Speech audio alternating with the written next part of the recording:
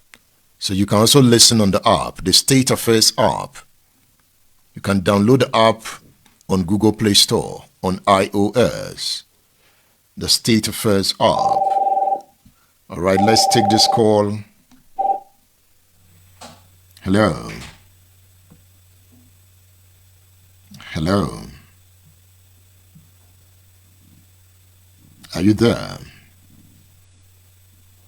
Hello, sir. Good evening, sir. Yes, good evening. Yeah, good evening, Mr. Edmond. How are you doing? I'm good. Very well. Can I remain anonymous? Yeah, you can make your point. Sorry? Yeah, make your point. Okay, thank you very much. I think I've heard about Alimodu Sharif. I think then he was known as Gas, as in Governor Alimodu Sharif, before he later transited to Senator Alimodu Sharif. There was a time I heard he had over 77 jeeps then he was using for his campaign. And I heard so many things about him then. And like you rightly pointed out, he was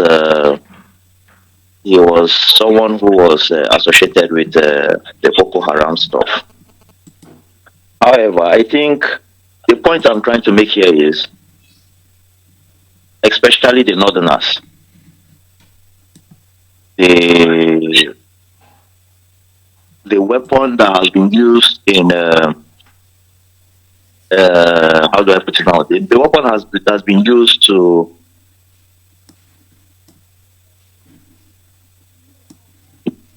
Hello. Okay, we lost that caller. All right, you can try again. So this is the window to call in before I return to my analysis. Okay, the number is no longer scrolling on the screen. The number to call, the WhatsApp number, is scrolling on the screen. So call that number to join the discourse. We are looking at Alimodu Sharif. That's the man we are analyzing on this edition of State Affairs. Hello. Yes, Matthew, good evening from here, Matthew. Yes, good evening. Yes, thank you very much for the wonderful program you're having today. I just want to contribute very briefly on the topic of discourse with regard to Alimodu Sharif and the role in helping up the Boko Haram insurgency. I'd like to see things from maybe a slightly different perspective. I don't know, because if we look at it from just the prism of being local politics, being a localized politics of Borno State in that sense, I think we might not be doing enough justice to that very subject. But can we look at it from the perspective of the wider program? I know some people might say the conspiracy theory or something of that sort. But for example, can we look at there is this document about the Abuja Declaration, for example, I think it was about 1989 or thereabouts, and the agenda that it was set up to achieve. Okay, because you ask some very specific questions. The idea that Alimodu Sharif just contacted them just to win local election, and then how a president or in another party all of a sudden found so much interest in Alimodu Sharif or a different political association. And all of this, you know how this would work sometimes. So I'm wondering, can we look at something bigger than just just a local politics issue. And finally, I would also like to point out that if we scrutinize a little bit more the founding ideology of Boko Haram, this has been what they actually primarily set out to achieve, like the ideology behind it. And what we find with the Salafist or Islam movement, the broader Islam movement and their agenda. And if we then add to that the fact that the later offshoot of ISWAP and the other factions of affiliated to ISIS, the ideology that eventually came out of Boko Haram, even though Boko Haram of itself is largely of the family extraction, but if we look at how it has actually opened up, can we see another dimension? Can we see it in a broader perspective than just limiting it to the Alimo Disteri, Shetima, Kanuri perspective? That's just what I am trying to bring to the table. I don't know if I have able to make that point across, but I will leave it there. Thank you very much for your good. Thank you. Thank you. I wish this line was clearer. Let me also advise, if you want to call into this show, once you are wearing your hands free, your voice won't be that rich. Yes, we will hear you, but it's to be whole alike. So I advise you just speak. I'm holding this phone now. You just speak into your phone. Hello. Oh, Mr. Edmond, sorry, my line went off. All right. Yeah. So I was trying to make a point. I was trying to say for the North to wake up, and indeed for Nigerians to wake up, we have to take our education very seriously. The North has been manipulated by religion and all whatnot. That's why people like Ali Bodi Sharif, Doctors hate me. I'm not have their way in the North. They try to manipulate the followers, their own followers, who are using. I'm from the North anyway, so I understand all these things. They try to use religion to manipulate all the Northerners, using religious activities and the rest. The solution to all this is going to take a while, and I tell you for free that it might not take our own generation for these things to happen. We have to take our education very seriously. They weaponize poverty. They use religion, to manipulate their followers. And at the end of the day, they have their own way. Remember, this same Ali Badu Sharif was nowhere to be found after he left government, I think in 2011. Because Mala Kachala was the first governor from 1999 to 2003. After his death, if I'm not mistaken, I stand to be corrected, Ali Modu Sharif contested in 2003, won again in 2007, and then handed over to Shetima in 2011. This same Sharif was nowhere to be found after the 2011 generation. I think he became a senator afterwards, and then he tried to gain relevance again in the PDP, where he tried to contest for chairmanship position, I think during Goodluck Jonathan. All right, round off your point, please. Okay, sir. So what I'm just trying to say is, the man he's just trying to be manipulative. He's trying to use religion and ethnicity to divide Nigerians in the upcoming elections. And we as Nigerians, especially the elites like you and me, to resist it and educate other Nigerians on the need to resist everything that has to do with ethnicity and religion in the forthcoming elections. Thank you. Thank you very much, sir. Thank you for your time. So the number to call is scrolling on the screen.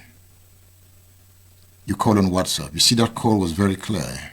It is obvious that caller is not using hands-free. So when you want to call in, remove your hands-free. Just speak, and your phone will pick your voice. And you can join the discourse. We still have some time to take some calls before we dive into the analysis again. Remember Ismail Mikbidon. has a lot to say. His experiences with Ali Modu Sharif is key to understanding the nature of the man. So I'll bring you Ismail Omikbido on State Affairs.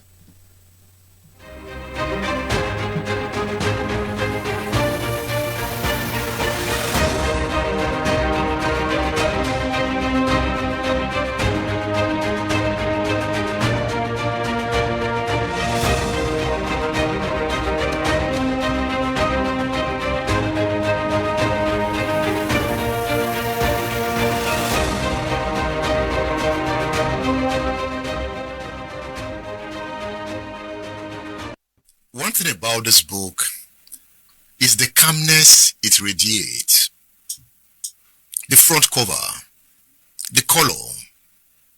You know, when the front cover is calm and attractive, you ask the question, what about the title? Persona non grata is the title of the book. Written by Ismail Omikbido. Look at the book here. It's a book on media, politics, and power. It's a book that takes you into Borno State, takes you to Kaduna, brings you to Abuja, then creates a residence in the National Assembly, takes you to the newsroom, and boom, you are in Osun, politics, and power. This book is authored by a former Chief Press Secretary to Adegboyega Oyetola, Governor of Osun State from 2018 to 2022. Ismail Omikbido, it's good to have you on State Affairs. Thank you. The pleasure is mine. You wrote a book on politics and power. You are a political strategist at one point. At another point, you are a reporter. At another point, the governor wants you out.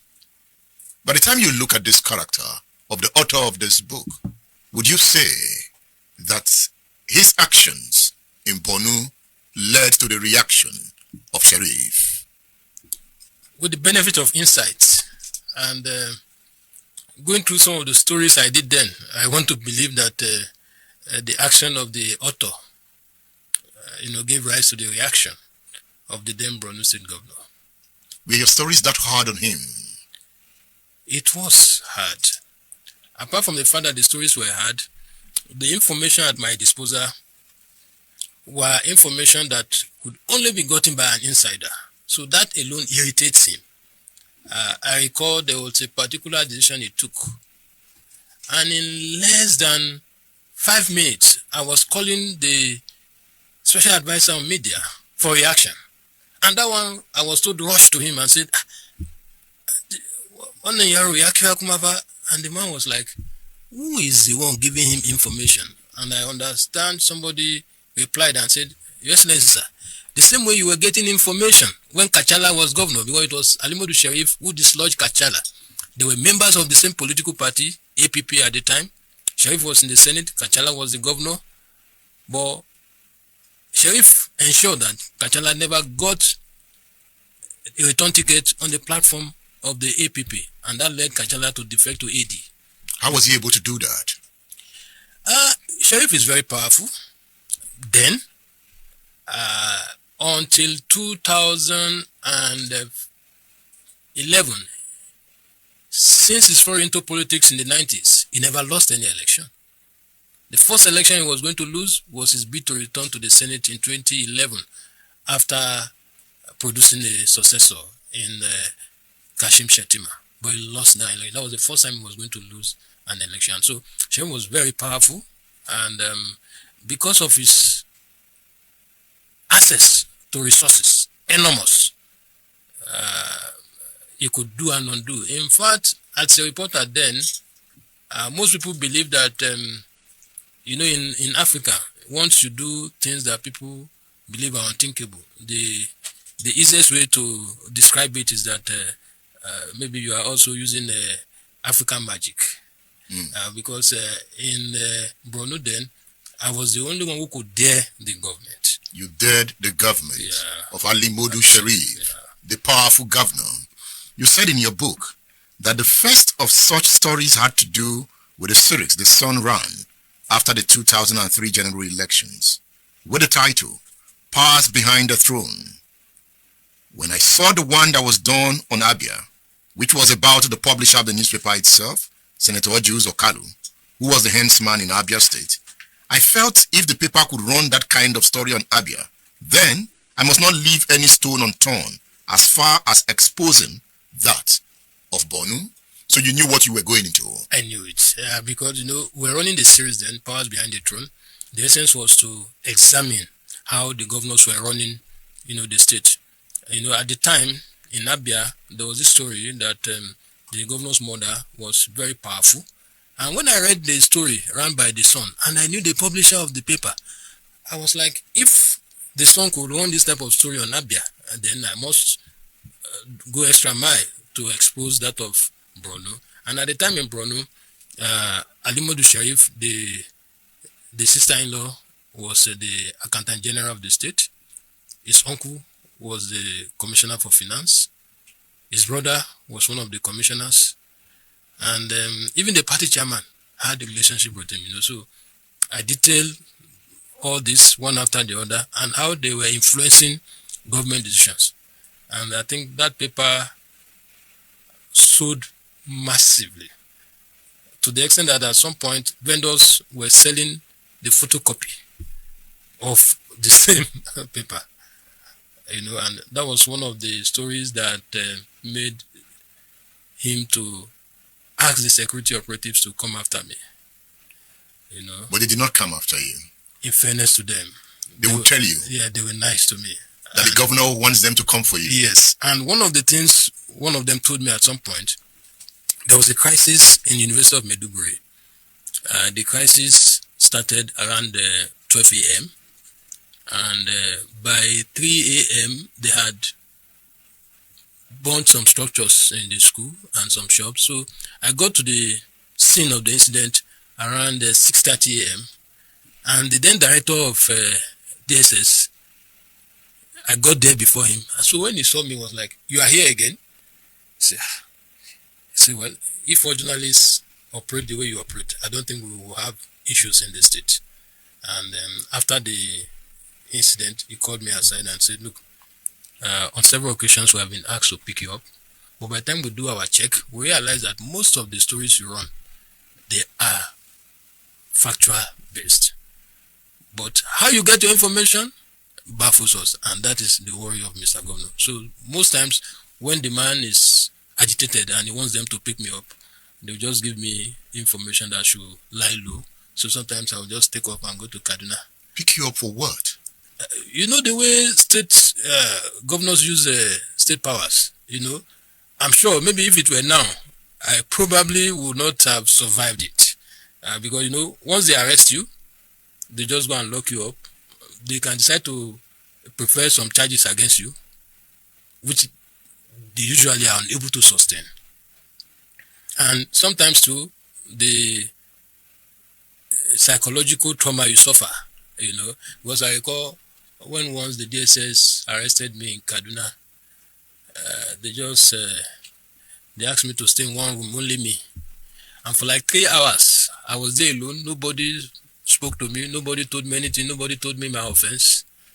And it was until like after 4 hours before, I think the director or the deputy director now came and was saying that I did a story, and I said the governor traveled, but the governor is back. I said, when did the governor travel? When did he return? Then he challenged me on some of the facts, especially with regards to the state of the health of the governor, the then governor. And I challenged them. I said, look, let the governor publish the records of his health status. If you don't find the things I wrote about his health status in the report, then you can do whatever you like with me. Eventually, they couldn't press any charges, and they let me go. But at this point, you were also neck deep in Borno State politics. Yes. So it was not just your reporting, you were playing politics. Well, at the time I was doing the reporting, I wasn't playing politics. Well, you were getting connected to the political system. Yes, I was getting connected with the political system. You were already meeting people like Senator Dagar. Yes, and the only time I got involved in their political activities was after I had been declared persona non grata and my newspaper had taken me away from Borno. Sheriff wanted you out of Borno State. He wanted me out of Borno State and he didn't mince words about it. Even the presence of the MD of the Sun could not change his mind. No, when they came in and they invited them to the government house, I joined them in their lodge. We were preparing to go, and Sheriff now sent one of his protocol men to say that they should not come with me. And that was when my deputy managing director, the late Dingba Igwe, now said, obviously the man wants to talk about you and he doesn't want you to be present. So you stay back. When we come back, we'll debrief you. And they debriefed you? They did. You must leave now. The Dingba Igwe told me that, Ishmael, that's how he calls me. He said, Ishmael, we are proud of you. Elsewhere where we go, what we hear is that journalists are being pocketed by government. But here, the governor told us everything he did to bring you closer, but that you refuse to be pocketed. Why didn't you want to be pocketed? Well, from day one, I don't believe in anybody who thinks his money can buy anybody and anything. Was that Sheriff? That was his posture. State Affairs with Edmondo Bilo is live.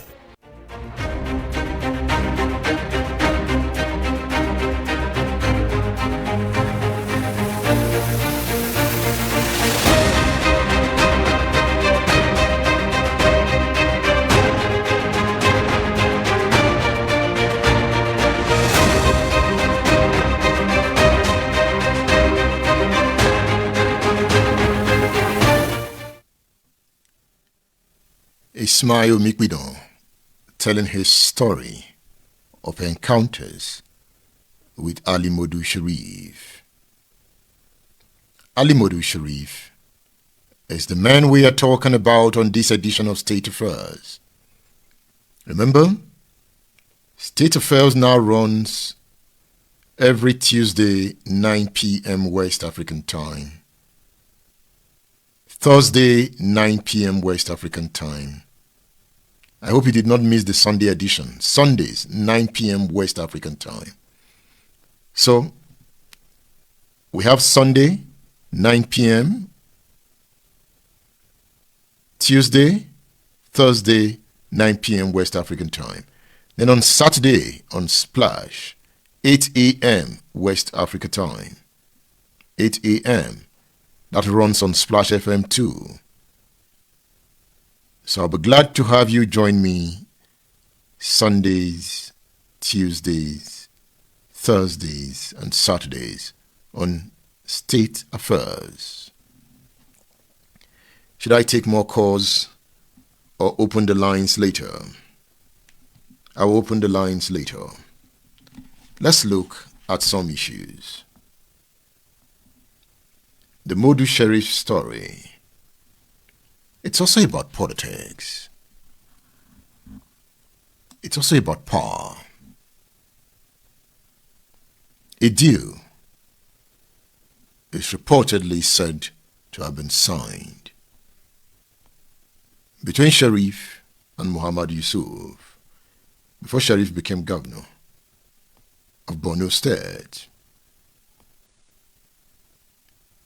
Promises not kept, and they fell out.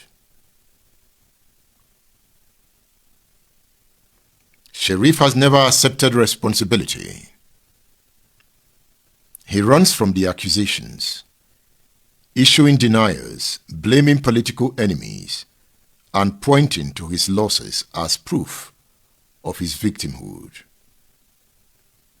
But as the Borno State Attorney General concluded, Sharif's likely desperation for power in 2003 and his arrogance is what led us to the violence that has claimed tens of thousands of lives.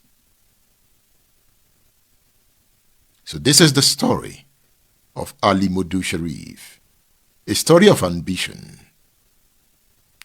a story of betrayal, a story of a man who, in his pursuit of power, planted seeds of destruction that would grow into a harvest of blood. It is the story of a nation that has yet to fully reckon with the consequences of its political irresponsibility. Sheriff is just a case study. If you look at it keenly, he might not be different from other governors. Just that in his case, it went out of hand, beyond his control. And today, Nigeria suffers from the consequences of her politics. For example, Ali Modu Sheriff's politics. You remember before Boko Haram, there was the May Taisene uprising. We are going to treat that subject someday on this edition. Before Boko Haram, there was already a sect in the 80s that Boko Haram borrowed from. And the leadership of that sect was also decimated by the military. Yeah, they were able to stop them. But the ideas that defined the sect blossomed in what Boko Haram has become. We lay far more emphasis on fighting the person than fighting the idea. That is why the idea lingers, and insurgencies continue to spring up from ideas. And the best way to fight ideas is through a strong education system. Education is indoctrination of the mind. So Muhammad Yusuf, due to the failure of formal education, used religious education to build a large following that members of the political class decided to buy into. He has the number. Let's partner him. I want us to look at a report. And I also want us to look at a group behind the report. That is the International Crisis Group. This organization has tracked the Boko Haram insurgency with forensic precision for over a decade. The International Crisis Group, widely regarded as the world's leading source of analysis on deadly conflict, has produced a body of work on Nigeria's security crisis.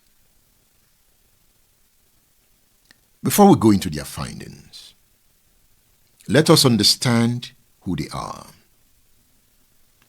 The International Crisis Group was founded in 1995 by a group of prominent concerned men who despaired at the international community's failure to anticipate and respond effectively to the tragedies of Somalia, Rwanda, and Bosnia.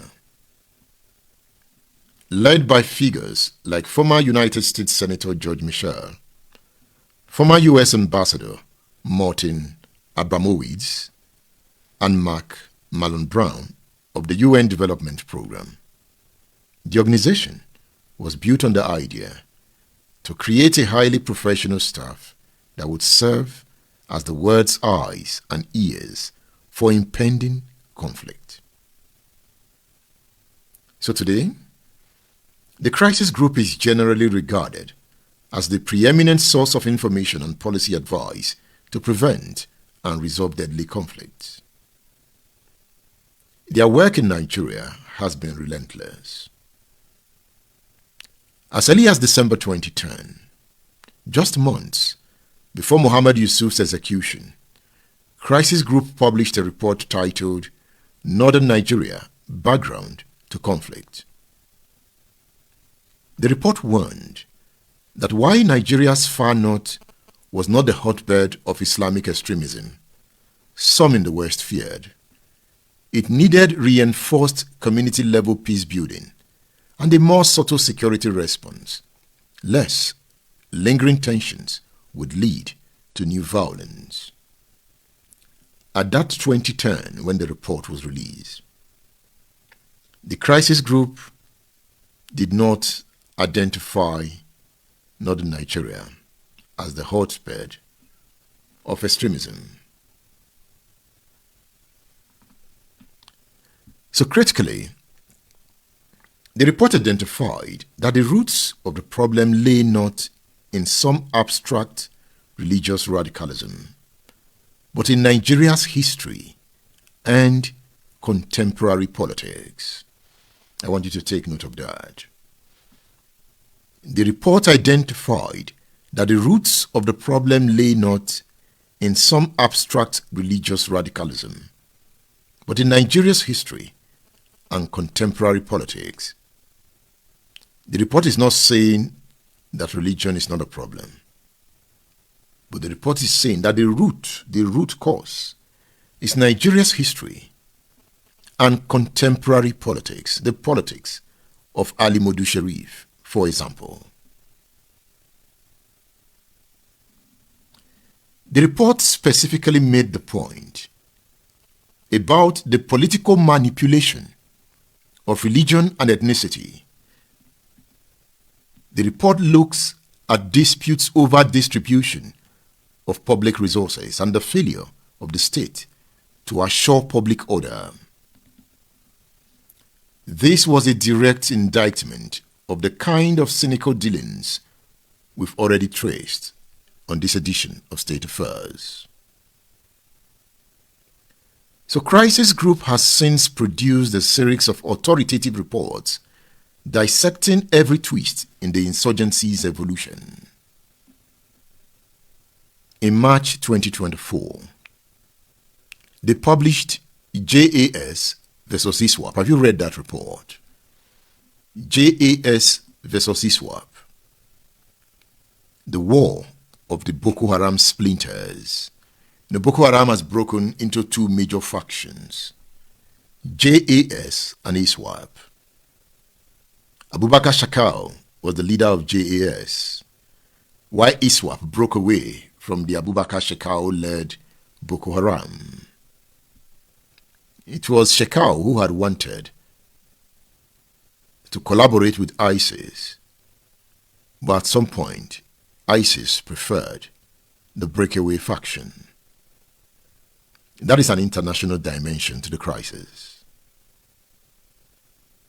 So if you read the report JAS versus ISWAP, the war of the Boko Haram splinters, it is a detailed examination of how the original Boko Haram, now calling itself Jamaat al-Sunnah wal Jihad, that is JAS, has been locked in a brutal internal war with its breakaway rival, Islamic State West Africa Province, ISWAP. The report traced how the original Boko Haram emerged in the 2000s, participated in the failed urban uprisings of 2009, and then reassembled under the leadership of Abubakar Shakal to evolve from an urban terror group into a rural guerrilla movement that seized control of substantial parts of Borno State. The report is online. It's a detailed report. Read it and form your opinion. Okay, I can take some calls now. I have one more interview to bring you. It is the interview with Ismail Mikbidon. So I have one more part to bring you before we round up this edition of State Affairs. So to join the discourse, you can call the number that is about scrolling on the screen. You call on WhatsApp, call that number. And you'll find Ismail Mikbidon's book on udarabooks.com, Personal Non Grata. It is the story of Borno. So you can visit udarabooks.com to get Ismail Mikbidon's book entitled Personal Non Grata. So the line is open now. We're ready to listen to you as you make your point.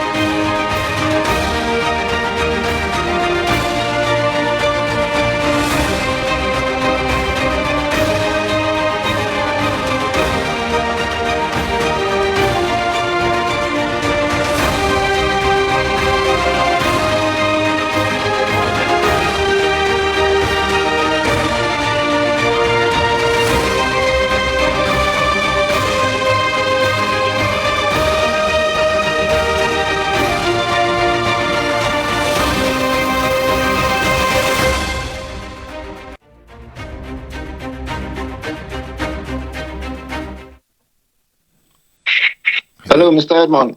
Hello. Yes, it's Dayo again from the UK. I just wanted to say, I think it's very good if you dedicate a class or a session to the Mediterranean uprising. A lot of us were not born when some of those things happened, and we've only heard about it. So it would be very good for us to look into it and scrutinize it and get an understanding. Because the issue of religious extremism in northern Nigeria, we can see that it is a symptom of an underlying problem. If yesterday it was Military, today is Boko Haram, tomorrow what is it going to do? There has been a lot of splinter groups now coming out of Boko Haram, as you've highlighted. There is Jazz, there is Jenim, there's ISWAP, there's IC, so it has taken a different dimension now, so it is not going to go away. You have the bandits as well now, just gone for hire in the northwest, taking over the forest, taking territory. So we have to understand what the underlying problem is. Where is the value chain? Why is this happening? Lastly, the report you were mentioning, I think is something I'll look into. If I'm not wrong, I don't know if I heard you properly, they were implying that Nigeria is not a hotbed for religious extremism, but it is rather a consequence of our politics. I think at this point we can beg to differ that Nigeria is now the hotbed for religious extremism. The military this week have announced that foreign extremist fighters have arrived in Nigeria. And this is not the foreign ones from the Sahel. We are probably talking from across the Atlantic Ocean, from Iraq, from Iran. So I think it's now the melting pot for them. The US took out significant international organizers of these groups while they were in Nigeria. So I think we are now the hotbed, and we have to deal with that reality now. Thank you. To actually find out what's the underlying problem. Why has northern Nigeria become the fertile ground for religious extremism? So thank you very much, and it's always insightful listening to you. Thank you.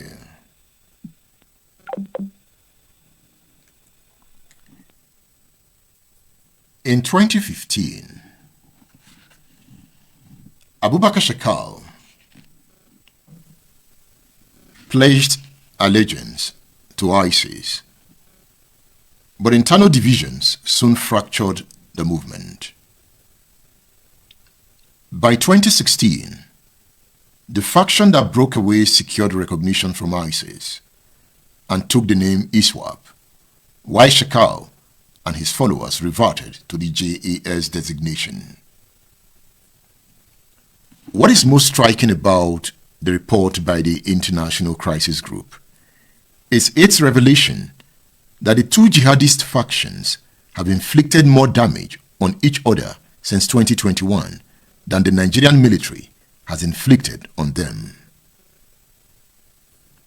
The conflict between JAS and ISWAP, the report explains, stems from a fundamental disagreement over how to treat civilians.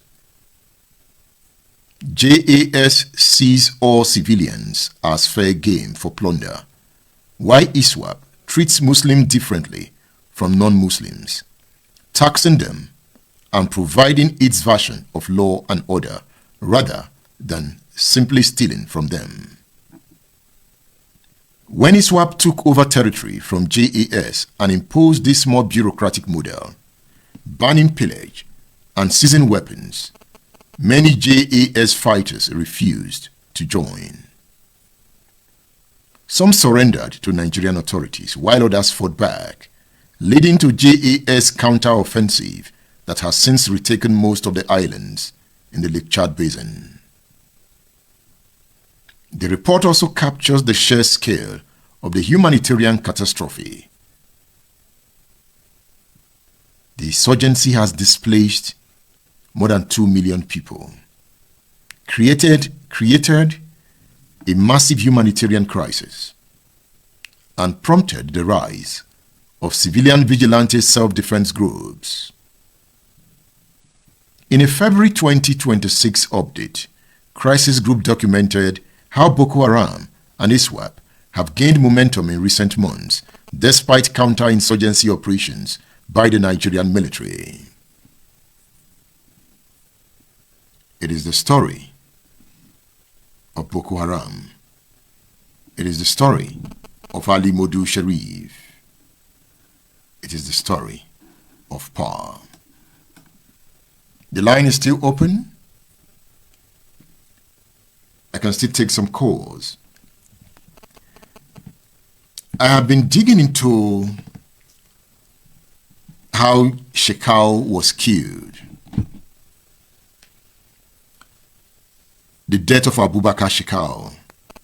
You know, Shekau died many times. At some point, the Nigerian authority would say that they got their man. But at other points, no, we didn't get him. Somewhat. Shekau died, and he died in battle. Understanding how Shekau died in battle is a story of war and how policies and ambition can lead to war.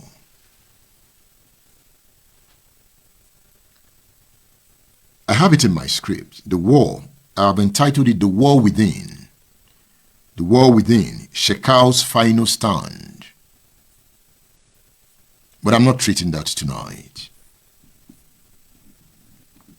I also have as part of my script the Amajiri question, the recruitment pipeline, the Amajiri question. Where do the foot soldiers come from? So understanding the Amajiri question will give us a broader understanding of what we are up against. Understanding Borno, the Kanuri question, the Fulani question, the Hausa question, will also help us to understand why northern Nigeria is the hotbed of extremism violence.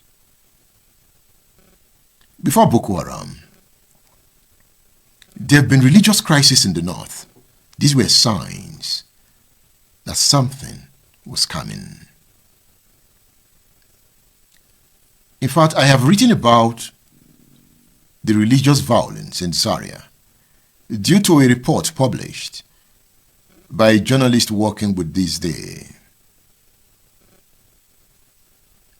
I have taken time to study the Zango-Kataf crisis. Remember Zamani Lekwot? Research that story. These events were signs that the North would become the hotbed of terrorism. Another sign that is always obvious but often ignored is the question of poverty. Wherever there is poverty, there will be violence. Therefore, poverty is equal to violence. Always take note of that. As poverty rises, violence rises in direct proportion. So the violence you see on daily basis is the poverty you will see. The poverty you see on daily basis is the violence you will see tomorrow. Always take note. Don't ignore it. So if there is always a way you can solve the poverty problem of the next man, and if you can do that comfortably, even sometimes at some level of discomfort, do it. You are not just doing a favor to the poor person. You are doing a favor to yourself. Any poverty that is uncared for is violence. As poverty rises, violence rises. And poverty is also a sign of poor education. What education does is to lift the mind, Lifting the mind is innovation, skill acquisition, entrepreneurship, job opportunities. That is what education provides. So those who thought of education had it in mind that once you educate the child, you've empowered the child. If you look at the Amajiri crisis, one thing strikes at your attention: that the child we ignore to educate becomes the terrorist of tomorrow. You would ask, where's that number from? How do you just get a number of children? Because the Amajiri system takes away the child from mother and father, leave the child with an Islamic scholar who becomes the father. And sometimes an Islamic scholar has about 200 or 300 children to cater for. And the Islamic scholar is poor. So they are sent to the street to fend for themselves. Since we ignored it for long, we are paying the price. It's also a lesson for the South. With this high rate of unemployment, there will be high rate of poverty. Because unemployment means no income. Where there is no income, the mind becomes the devil's workshop. This story by Ismail Mikbidon will tell us about the consequences of politics, poor politics, on national security. It is the story of Ali Modu Sharif on state affairs. Are you there? So after this interview with Omikbidon, we'll be rounding off the show. So stay with me. Don't go away. We'll tell the story together. Since we started together, we will finish together.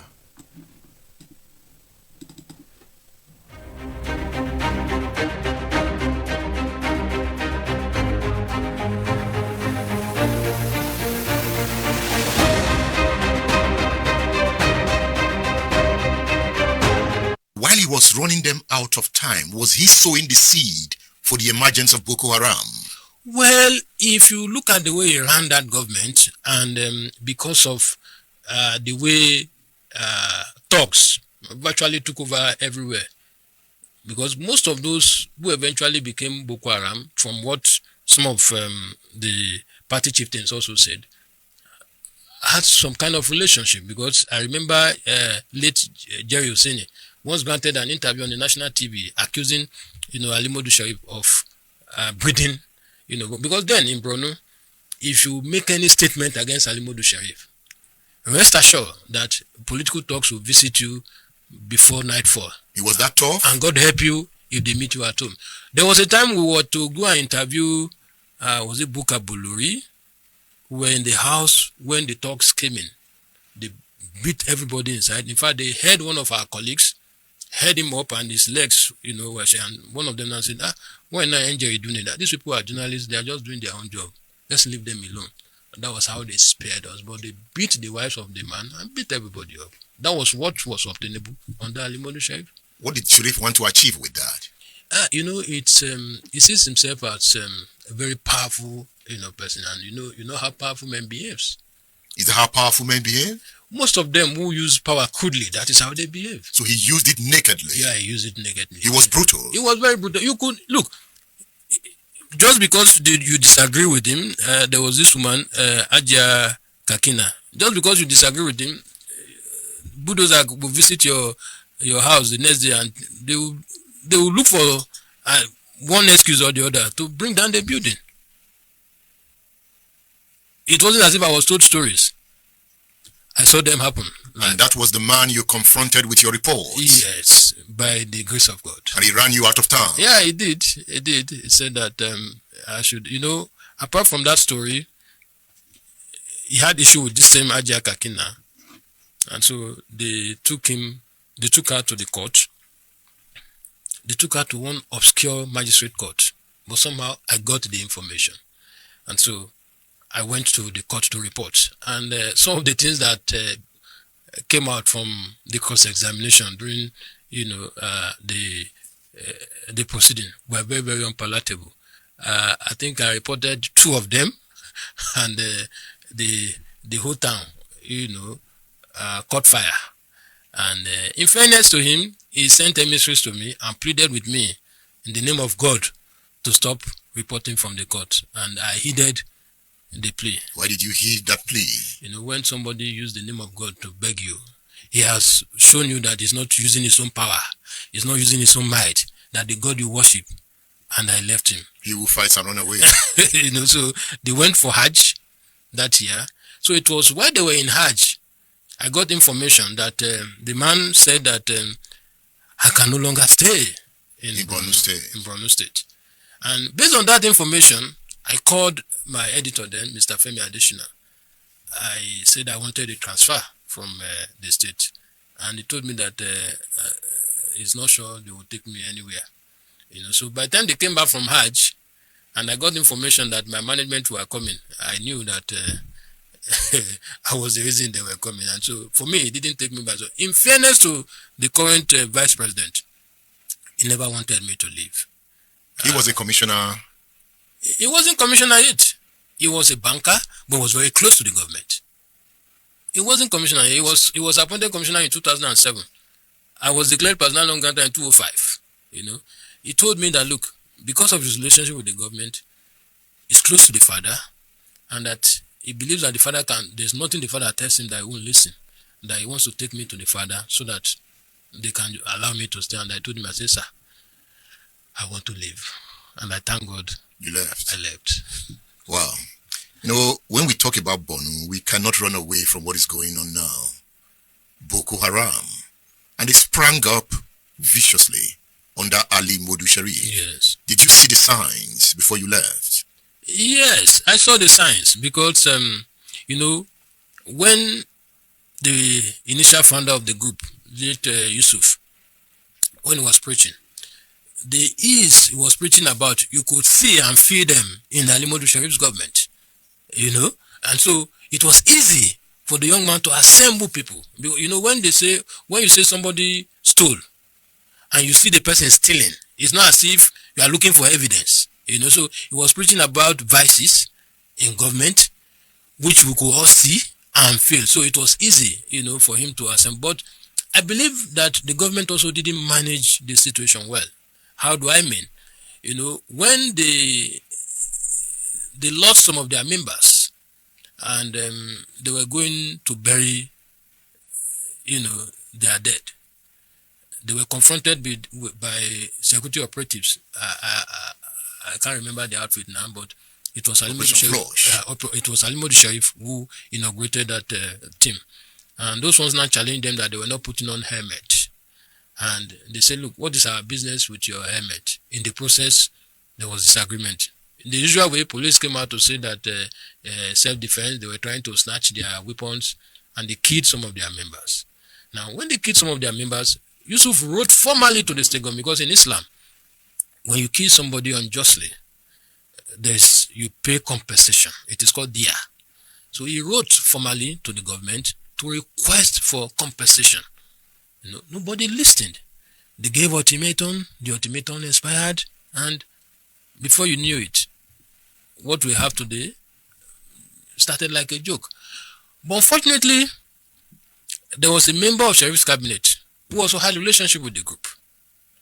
Maybe if that man was not summarily executed, maybe we probably would have gotten to the root of all this, but nobody allowed him to say anything before. And I wasn't there at that point, but those who saw what transpired said they took him, when they arrested him, he said he wanted to see his boss, which was the governor. They took him to see the governor, and the next thing we had was, the death of, the man. Just like that? Just like that. I think he was the commissioner of religious affairs. Yeah, he was a commissioner. And anywhere where you have commissioner in charge of religious affairs, his duty is to act as a liaison between the various religious groups and the government. So the point is that you can link political activities at the time to the emergence of Boko Haram. Of course. It must have created the atmosphere. Yeah, it created the atmosphere. Because the way he ran the government with iron fists, and the idea of I am all in all, there's nothing anybody can do. As governor, if Sheriff is sitting down, you dare not sit as a commissioner. You sit on the floor. So these are things that the people were preaching against. They saw them live. They saw them happen. So Muhammad must have started like a revolutionary. Yes, exactly. Before becoming an extremist. Yes. Is it that we don't pay attention to messages when they come? The messages of persons like Muhammad Yusuf, because we see that violence keep expanding. We have moved from Boko Haram to bandits. And it has to do with messaging. Yeah, it's messaging. We get these messages. We get them, but most often we don't pay attention to them. Do journalists pay critical attention to such messages? We do. I recall when after Yusuf, after his demise, I don't know whether I was the first. I did a piece. They claimed they had killed Shekau. And with my contacts and everything, we realized that Shekau was alive. And we did a story, trying to call the attention of the government and security operatives. But rather than government paying attention, they were looking for me up and down. Do you like hiding? Of course, like Edda say, he who fights to run away, live to fight another time. It's always good to live to tell the story. I thank God I'm alive today to tell the stories of some of the things that happened. Even though, like I told my audience, there are some facts that I deliberately withheld. Why did you withhold those facts? Because, Boko Haram is still on, and there are certain things you must be careful about. But the one I have been able to unravel is that the first Boko Haram convict that the federal government secured, the first conviction federal government secured, would have been impossible without my testimony in an open court. I made it, and that was the day I realized why most high-profile cases are lost by government. Because without my testimony, without that testimony, there was no way. Because I was the one who handed over the suspect to the police after he attempted bombing my office in Kaduna. The twin bomb that happened in Abuja and Kaduna in 2012. And once we did that, I thought that was all. Everybody went their own way. About a year later, I got a call from my office that the police are pleading that I should come. I said, over what? They said the matter in court and they needed witness. At first, I didn't want to because I knew the implications. But at the end of the day, I said, look, I've been at the forefront of fighting to end this Boko Haram. And in my memo to my office, I recall stating clearly that, well, if after the incident I go with it, I would have gone down in history as somebody who also contributed his quota to ending this madness called Boko Haram. You had your fears. Of course, naturally I would. We are human beings. We know how they operate. And they have also killed some of our colleagues in the past. Are you an endangered species? I wouldn't want to refer to myself as that. State Affairs with Edmondo Bilo is live.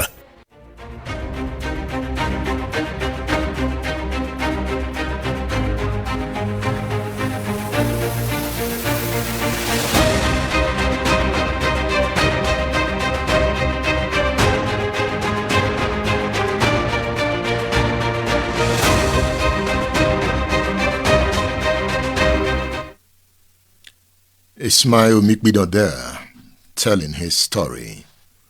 I recommend his book to you, Persona Non Grata. It's a good book. I enjoyed reading the book. He captured the politics he has described in this interview in detail in his book, Persona Non Grata. You'll find that book on udarabooks.com. And you can also get the book through the WhatsApp number scrolling on the screen. You just chat with Udara Books on that number. You don't have to call. Just chat. It's easier to chat, to keep the records. Udara Books is our bookstore.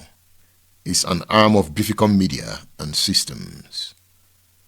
The Way State Affairs is a product of Bificom Media and Systems. Udara Book is also a product of Bificom Media and Systems. So I work with Bificom Media and Systems. That is where I work.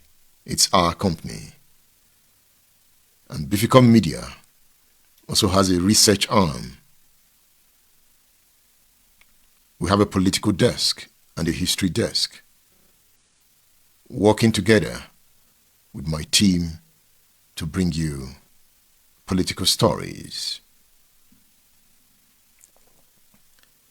So we have looked at the tragedy of Ali Modu Sharif's legacy in Borno State. It is a story of political irresponsibility at its most devastating, a story of a handshake with the devil that produced a monster that now consumes everything in its path. The deals, the betrayers, the arrogance, all of it contributed to the blossoming of Boko Haram. The question we are left with is not whether Sharif made a deal, but what could have been done differently. Could a different approach, a different set of choices have saved Borno from the violence that has defined it for nearly 2 decades? Well, we never know. But what we do know is that the cost of political ambition has been paid for in the blood of tens of thousands of Nigerians.